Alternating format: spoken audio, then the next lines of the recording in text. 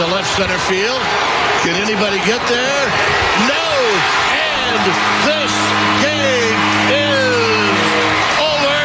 Casey Schmidt, his first hit of the year. And it's the bottom part of the lineup that makes the difference today. Yes, indeed. Yes, indeed. Yes, indeed. Let the kids play, Goo. Boy. Let the kids play. They came the way that a lot of people didn't see them arriving. How about that? I'm juiced. I'm excited about tonight. And when it was 3-0 Spadoni, Evan, I'm going to keep it real. I thought it was over.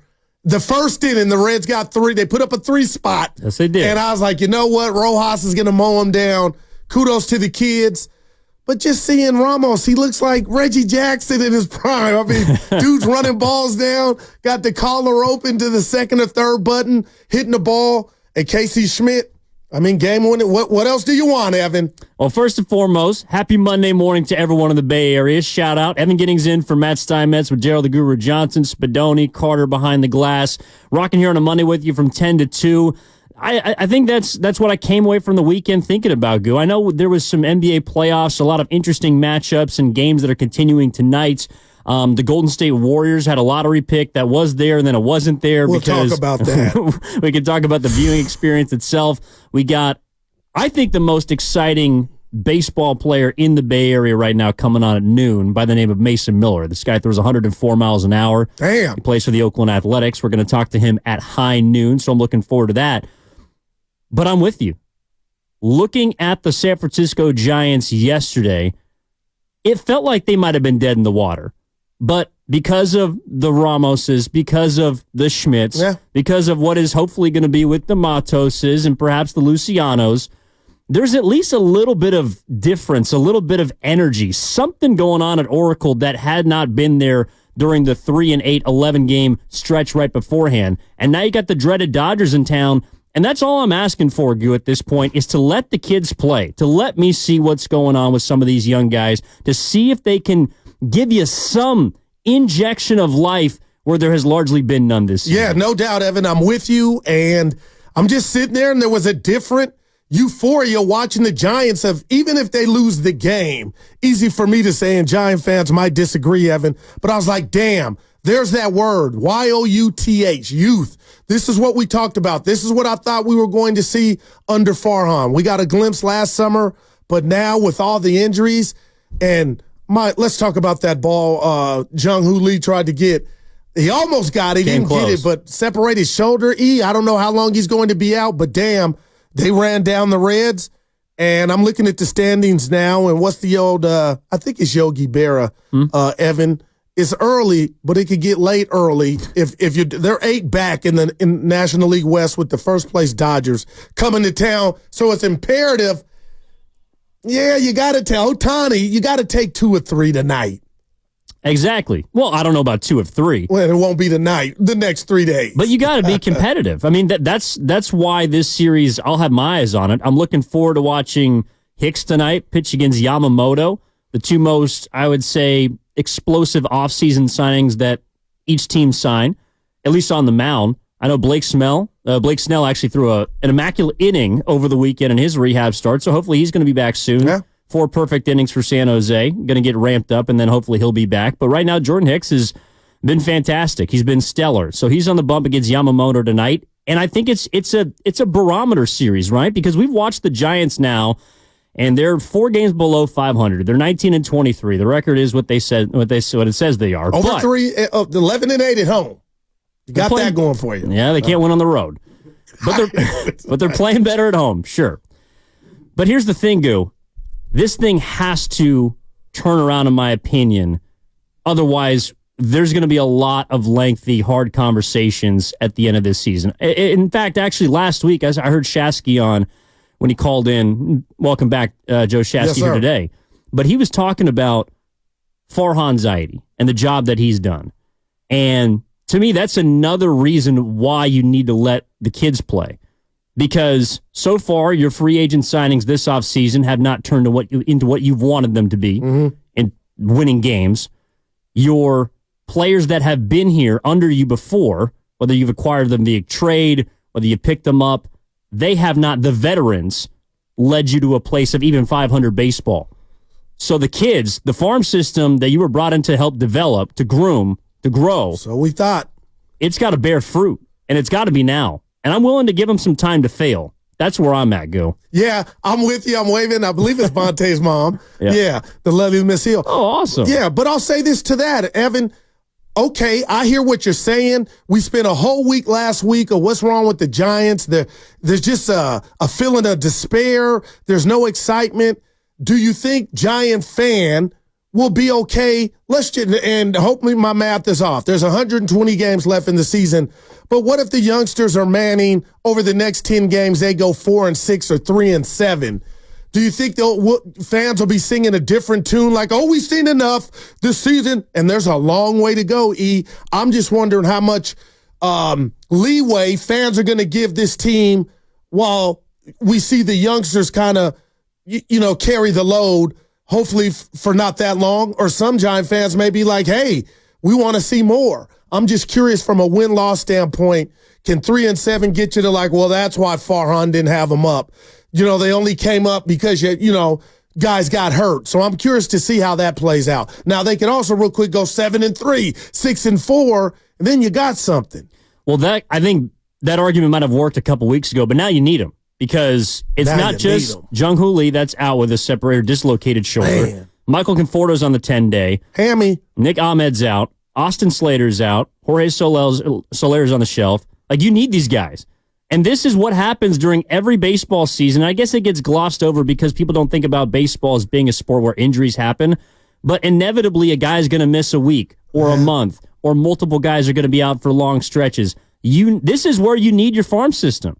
This is where you need your AAA and even AA players to be good enough to step in and help you win games. And if you don't feel like those players can do that, well, then we got something bigger to talk about, which is, in my opinion, the amount of time that Zaidi has had to get the players, to get his group of guys to this point, to get his farm system to a position to help the Giants when, inevitably, injuries are going to happen.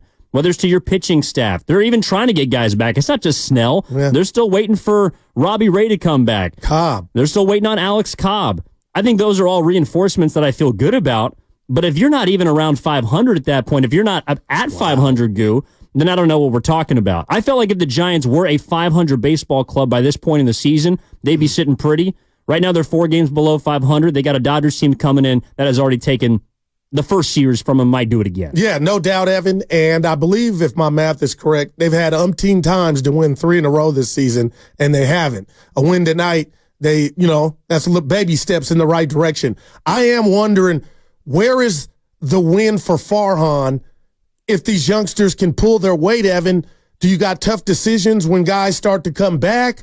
Do you scale it back? I'm curious to see, like Ramos, and I know it's a short sample size, but Evan, you played the game at the collegiate level. Does he look overwhelmed? Not to me, not at the plate, not in the field. And it was just a feeling I had because I've been yearning to see the young guys play and watching them run down balls in the outfield and have good at bats. Again, it's early. I'm wondering, is the win for Farhan that, man, injuries might have propelled you into fans looking at you like, okay, this is what you're talking about because you were slow, but injuries made the youngsters get their turn. I'm wondering. Well, I don't think there's any excuses at this point. I mean, this is year 6. So there's been excuses for injuries in the past. But again, this is why you look around the rest of, let's just say, the division, the NL West. There are up-and-coming young players on every single team, all of which that might not be superstars. I'm not even talking about superstars. I'm talking about players that can just help. I'm talking about players that can step in and fill a role when the Dodgers have injuries, when the Padres will get injured, when the Diamondbacks get injured. The Rockies are in a separate category. But right now, I think the Giants are in a position where they got to take series from teams that they're supposed to beat. And to their credit, they did that in Colorado. They did that against Cincinnati. This is a series against the Dodgers that I'm not necessarily looking forward to them taking 2 of 3. You'd love to do it. I don't expect it to happen. But I'm curious to see how far they are away because the Dodgers are playing arguably the best baseball of any team in the league. They've won 15 of the last 19 games. They're coming off a series loss against the Padres. But prior to had won 7 in a row. Yeah. This is a freight train. And the Giants are about to be in front of the tracks tonight at Oracle Park, and I want to know if they can stand on the tracks and take the lumps. Yeah, look at you. Yeah, I see a light at the end of the tunnel. Pops always told me sometimes, son, that could be a train. And hopefully for the Giants, it's not a Dodger train. But to that point, Evan, okay, now we know a lot of guys are up playing because, the veterans are injured. Aren't you going to grade with a curve, though, if from a record standpoint, we see a 4-6 in the next 10, or we see a 7-8 in the next 15, if we see the young guys are getting experience, but yet maybe not the team-wide results. I'm kind of curious, and I expect the place to be packed on 3rd and King tonight. Dodger fans going to come out, but also Giant fans. So this is appointment TV, even with the NBA playoffs going on. But I'm wondering how, with what you just said, are you going to grade? Not asking you to be nice, but are you going to know at the end of the day, yeah, they're supposed to be 500, but a lot of the youth is up only because the veteran guys that we paid are out. Like the next 10, are you going to say, yeah, they went 4-6, but it was a good 4-6 because? No, not necessarily. If you don't win games, it doesn't matter. All right, I got you. Now, they play the Dodgers the next 3, but you look after that, and they got winnable games. They play Colorado, and then your Pittsburgh Pirates. Yeah. 6 in a row it could be. By the way, you want to share some with the audience? Nah. And the guys got me in the morning. I don't know how that got out, but yeah. Well, it went 6 in a viral row, yesterday. you're staring 6 in a row in the face. I just like the youth component. I'm stuck with the Warriors on, people calling the shows and people writing articles, and they never say where they're really at. Because you got Steph Curry still with something left in the tank. You got Draymond Green. So you can never really do a full reset or a rebuild because you owe something to those guys.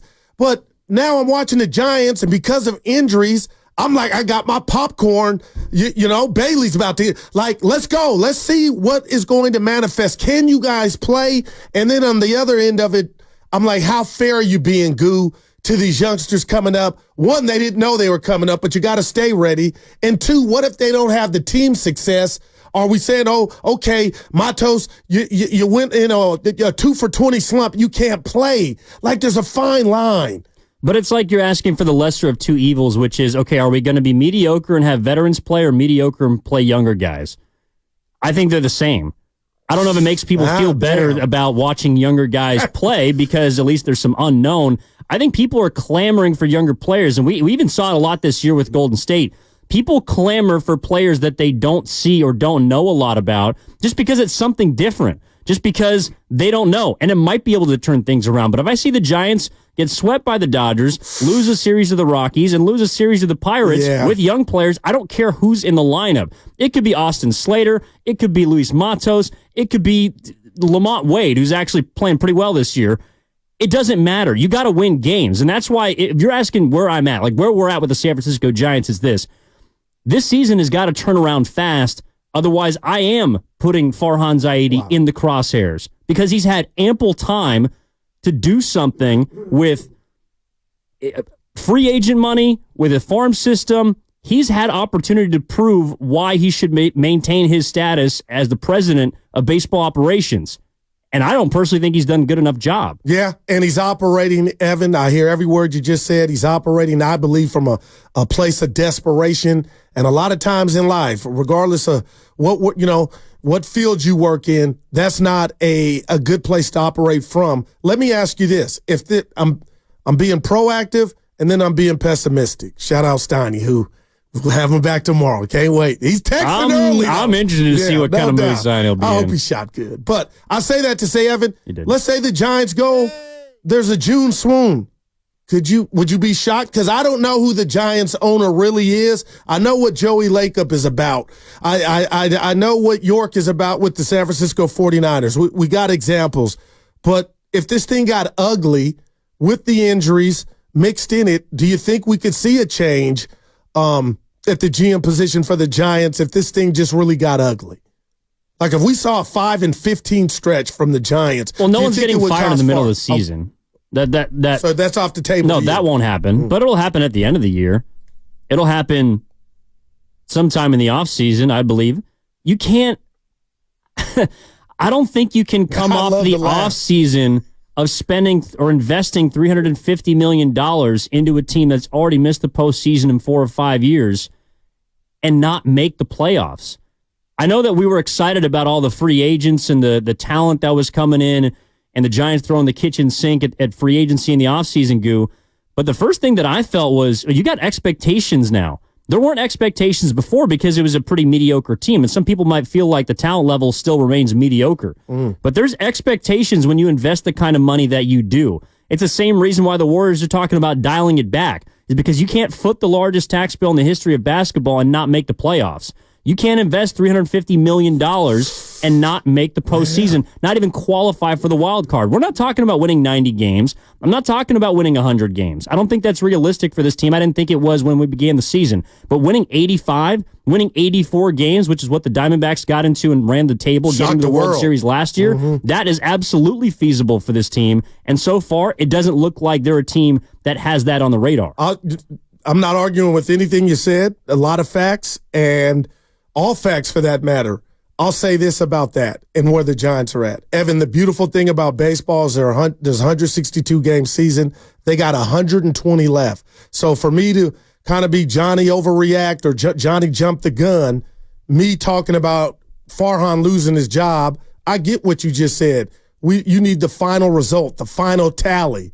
But again, it's early. He did spend. And now we're going to see the youngsters get some experience, and other guys, the veterans or the free agents we talk of, a lot are hurt right now. They're going to come back. So I am curious, what other new opening day do you get presented as you do tonight as the Dodgers come in playing good baseball? If you could take 2 out of 3. 888-957-9570 is the number. Evan Giddings in for Matt Steinmetz with Daryl the Guru Johnson. We saw a lot of the kids playing this weekend for the Giants. A lot of it was necessary. It's because of injury. But would you rather see these kids at this point? How long are you willing to give them? And as they begin a series tonight against the dreaded Dodgers, what are you looking for? What are you looking for from the San Francisco Giants right now? Because, Goo, over the weekend against Cincinnati, and this is something, too, about kind of the youth. For example, I think the Reds have a lot of, exciting young players. People probably, De La Cruz. Yeah, people know Ellie De La Cruz, most notably. They lost 2 or 3 to the Giants. Just because you have exciting young players doesn't always mean that you win. I would rather see the Giants and those young guys play together, play with chemistry, and play with consistency and stack together W's than, have an outstanding performance one night and wind up with an L. It's going to be hard to do against the Dodgers, but that's also, I think, part of the reason why I'm watching this series is because I'm watching to see how the Giants' young players stack up against the Dodgers' young players, not just their superstars. You're not going to be in Betts' league. You're not going to be in Freeman's league, Ohtani. Yeah. You're not going to have guys like that. But is your Casey Schmidt as good as Gavin Lux? Is Elliot Ramos someone that can play alongside and, show out? I thought he played well defensively this weekend. Is he someone that is going to all of a sudden turn into, Give me somebody. Your next big slugger? Probably not. But how can he help the Giants win? That's what it's about right now. You just got to get W's. Yeah, all day long, every day. But also the rat on the table to me, brought to you by Atco early, Evan, is the money that you talked about Farhan spent. He made a decision, or they made a decision, to go buy items and bring those players in, as opposed to letting the youngsters come up and figure it out. So now I'm going to enjoy watching these youngsters. Everybody's damn near up but Luciano, right? So, when's he coming up? Maybe he doesn't. But Evan, what I'm watching is, okay, when does this experiment end? And I'm going CNN on you. The politics of it all, the politics of the money, the contracts that you spent, will that supersede what the Giants see if the young guys are moving and grooving? Can Casey Schmidt stave off Chapman? What does it turn into? Charlie Sheen and a platoon-like thing going on that we've seen under, Gabe Kapler. So I'm wondering if we're going to get, and how long it's going to take before we get those answers. Because what if they catch fire and it's done with a lot of these young and exciting guys, and then guys, the OGs, start getting healthy? Is it just, all right, good job, guys, see you back in SAC, train 747 back to Sacramento on Amtrak is here. I'm curious to see how that's all going to manifest. The way that this ship is being steered. Probably. I mean, that's kind of how it goes, right? They've leaned into more veteran, I guess, projectable players than some of their young ones. I also think it's a reflection of the young guys just not being all that great or being ready yet. You know, I mean, Schmidt got his first hit. Well, to me, I mean, the most exciting prospect that's risen through the ranks recently is this guy, Reggie Crawford. Just promoted to AAA, I believe. Yeah, he just got promoted to AAA. I think he call him up. Well, I hear you. he might be, but I think that's kind of where you're wondering where the season's going to go, right? Because you're right. What, they're 34 games in. It's a relatively young part of the season. 120 left. It could get ugly quick. Well, that's part of it too. Is you got to figure out in the next month or so where this ship is going. Right. I mean, where is it going? Yeah. We don't know right now. I think it's still up in the air. There's still time for the Giants to turn this thing around, but there has to be some sense of urgency. And we've seen it a little bit at home, but the moment they leave Oracle Park, it's like, my God, they turn into a different team. That's a great call. The only difference to me between last year and this year, and Spadoni mentioned this, I think there's actually like accountability. Wow, I love that word. It's real, and I think that starts with Bob Melvin, right? And Evan, I'm watching that game in the first. I forget who hit that ball where Jung-Hoo Lee got hurt. But, Evan, I was like, you got to be kidding me. This is the hot shot center fielder you go get, and he's hurt, possibly with a separated shoulder. How long he's going to be out? I know you're not a doctor, so we don't have, exactly concrete time frame.